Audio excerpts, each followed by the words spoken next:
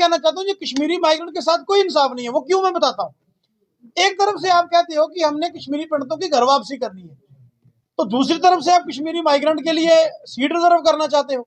तो जब आप सीट रिजर्व करते हो माइग्रेंट कोटे में, इट मीन सरकार की मंशा ये है कि इनको कभी वहां बसाना नहीं है।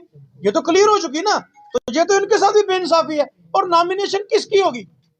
नॉमिनेशन उसकी होगी जो इनका यसमैन होगा। लोकतंत्र क्या है?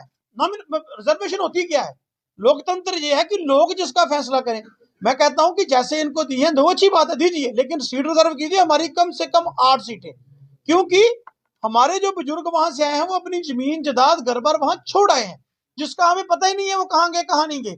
तो हमारे बहुत सारे लोग जो है वो इस 47 की माइग्रेशन में मारे जा चुके हैं।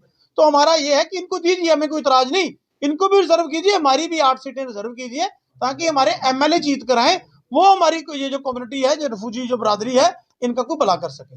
सोनू जी, जिस तरह से उनका ये कहना है कि पहली बार हमारी सरकार ने किसी की सुध ली है, चाहे वो कश्मीरी माइग्रेंट है, चाहे पीओके के रिफ्यूजी है, क्या कहेंगे? देखिए, ये तो इनका काम है झूठ बोलना, ना खाता ना भाई, जो कि बीजेपी, वही बात सही।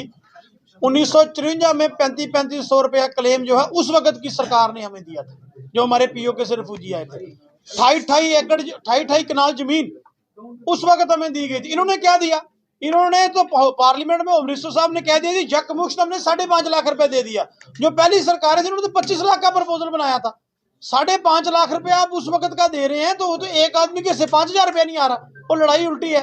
भारतीय जनता पार्टी सिर्फ सियासत करना जानती है।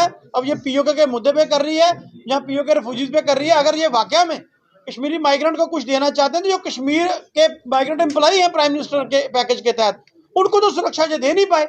वो सारे जम्मू में बैठे हैं। जब उन्होंने धरना दिया उनकी तनख्वाहें बंद कर दी। तो ये बीजेपी का झूठा मसला है, ज्यादा देर चलने वाला नहीं।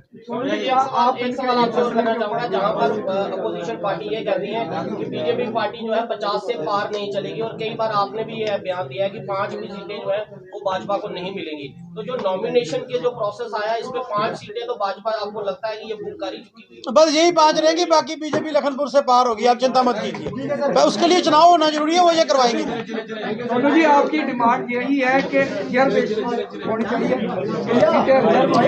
हमारी डिमांड है नॉमिनेशन नहीं, सीटें रिजर्व कीजिए, कश्मीरी माइग्रेंट को भी कीजिए, हमारे लिए भी सीटें रिजर्व कीजिए। हम जिसको चाहे वो हमारा एमएलए बने।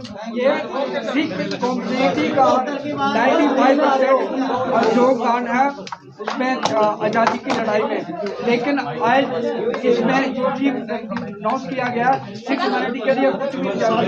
देखिए, ऐसे मैं धर्म की बात तो नहीं यहाँ करता, लेकिन मैं ये बात कहता हूँ कि इसमें कोई शक भी नहीं जो आपने बात की है। हम देशभक्त लोग हैं, पहले भी थे, आज भी थे, आगे भी रहेंगे, लेकिन सरकार को इस पर सोचना चाहिए कि हम सबके साथ इंसाफ नहीं कर पा रहे।